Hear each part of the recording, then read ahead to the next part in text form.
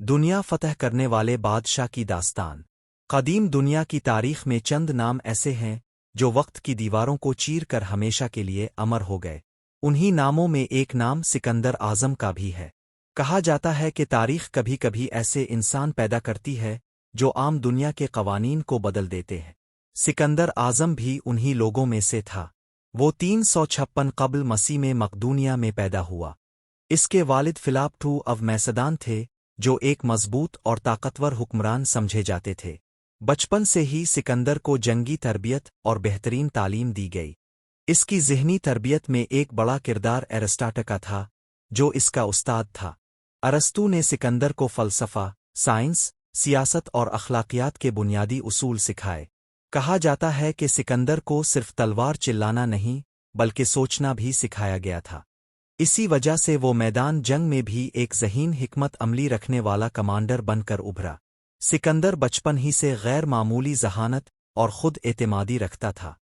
ایک مشہور روایت کے مطابق جب اس نے دیکھا کہ کوئی بھی اس کے باپ کے عظیم گھوڑے کو قابو نہیں کر پا رہا تو نوجوان سکندر نے کہا کہ یہ گھوڑا ڈر کی وجہ سے نہیں بلکہ اپنی پرچھائی سے خوفزدہ ہے۔ اس نے گھوڑے کو سورج کی طرف موڑا اور بڑی آسانی سے اس پر سوار ہو گیا۔ اسی گھوڑے کا نام تھا جو بعد میں اس کا سب سے وفادار ساتھی بن گیا اور ہر جنگ میں اس کے ساتھ رہا۔ جب سکندر کے والد فلپ دوم کو قتل کر دیا گیا تو صرف 20 سال کی عمر میں سکندر مقدونیہ کا بادشاہ بن گیا۔ اقتدار سنبھالتے ہی اس نے اپنی سلطنت میں بغاوتوں کو کچل دیا اور اپنی فوج کو منظم کرنا شروع کیا۔ اس کا خواب صرف حکومت کرنا نہیں تھا بلکہ ایک عظیم سلطنت قائم کرنا تھا۔ سکندر کا اصل مقصد دنیا کے مختلف علاقوں کو فتح کرنا اور اپنی طاقت کو ثابت کرنا تھا۔ اسی مقصد کے ساتھ اس نے فارس کی عظیم سلطنت کی طرف پیش قدمی شروع کی جو اس وقت دنیا کی سب سے طاقتور طاقت سمجھی جاتی تھی۔ سکندر کی پہلی بڑی جنگ بیٹا افدا تھی جہاں اس نے فارسی فوج کو حیران کن انداز میں شکست دی۔ یہ جنگ اس کی فوجی مہارت کا پہلا بڑا امتحان تھی۔ اس کے بعد بیٹا آف اسس ہوئی جہاں اس نے فارسی بادشاہ دریس III کو شکست دی۔ اس جنگ کے بعد سکندر کی شہرت پورے مشرقی دنیا میں پھیل گئی۔ کہا جاتا ہے کہ وہ جنگ کے میدان میں خود آگے رہتا تھا اور اپنی فوج کا حوصلہ بڑھاتا تھا۔ اس کی قیادت کا انداز ایسا تھا کہ اس کے سپاہی اسے صرف بادشاہ نہیں بلکہ ایک عظیم رہنما سمجھتے تھے۔ مصر کی فتح سکندر کی زندگی کا ایک اہم موڑ تھی۔ جب وہ مصر پہنچا تو وہاں کے لوگوں نے اسے ایک نجات دہندہ کے طور پر قبول کیا۔ اس نے وہاں ایک عظیم شہر کی بنیاد رکھی جسے اس کے نام پر الیگزینڈریا کہا جاتا ہے۔ یہ شہر بعد میں علم اور تہذیب کا مرکز بن گیا جہاں دنیا بھر کے علماء جمع ہوتے تھے۔ سکندر نے مصر میں خود کو فرعون بھی قرار دیا اور مقامی لوگوں کی روایات کا احترام کیا۔ اس کے بعد سکندر نے اپنی فوج کے ساتھ فارس کے قلب پر حملہ کیا۔ پرسیپلس کی فتح اس کی زندگی کی سب سے بڑی فتوحات میں شمار ہوتی ہے۔ روایت ہے کہ پرسیپولس کے محلات کو آگ لگائی گئی جس کے بارے میں تاریخ دانوں کے مختلف نظریات ہیں، مگر حقیقت یہ ہے کہ سکندر ایک جنگجو بادشاہ تھا جس کی زندگی جنگوں کے گرد گھومتی تھی۔ سکندر صرف طاقتور فاتح نہیں تھا بلکہ وہ اپنی فوج کے ساتھ مشکل حالات میں بھی کھڑا رہتا تھا۔ کہا جاتا ہے کہ وہ عام سپاہیوں کی طرح زمین پر سوتا اور ان کے ساتھ کھانا کھاتا تھا۔ اسی وجہ سے اس کی فوج اس سے بے حد وفادار تھی۔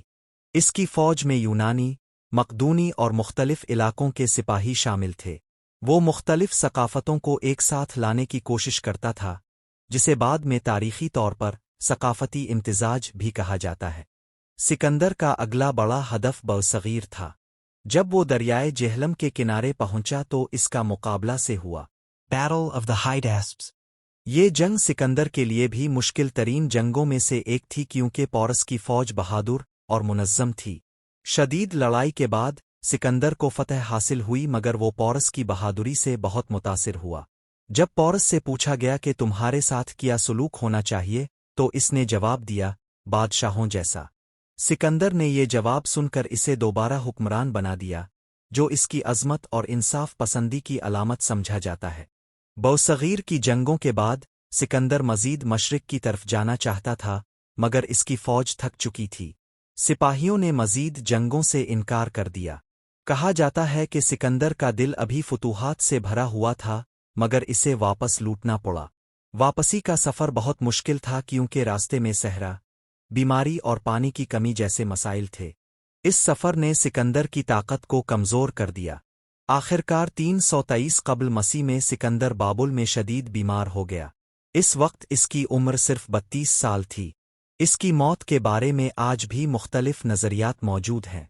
कुछ मुअर्रिखीन कहते हैं कि इसे जहर दिया गया, जबकि कुछ इसे कुदरती बीमारी करार देते हैं। मरने से पहले इससे पूछा गया कि इसकी सल्तनत किसको दी जाए तो कहा जाता है कि इसने जवाब दिया, सबसे ताकतवर को। इसकी वफ़ात के बाद इसकी अजीम सल्तनत इसके जर्नेलों में तकसीम हो गई। सिकंदर आज़म की ज़िंदगी हमें कई सबक देती है। वो एक अजीम जंगजू था मगर इसकी ज़िंदगी जंगों के साथ साथ हिकमत, क़ियादत और ख्वाबों की भी दास्तान है। इसने साबित किया कि नौजवान उम्र में भी अजीम कारनामे अंजाम दिए जा सकते हैं। मगर इसकी कहानी हमें ये भी सिखाती है कि दुनिया की सबसे बड़ी ताकत भी इंसान को हमेशा जिंदा नहीं रख सकती। ताकत, शोहरत और दौलत सब आर्जी हैं, लेकिन अच्छा किरदार और तारीख में छोड़ा गया असर हमेशा बाकी रहता है। आज भी जब दुनिया के अजीम फातिहीन का जिक्र होता है तो सिकंदर आज़म का नाम एहतराम से लिया जाता है। इसकी ज़िंदगी एक ऐसे ख्वाब की दास्तान है जो दुनिया को फतह करने की ख्वाहिश से शुरू हुई और तारीख में अमर होकर ख़त्म हुई।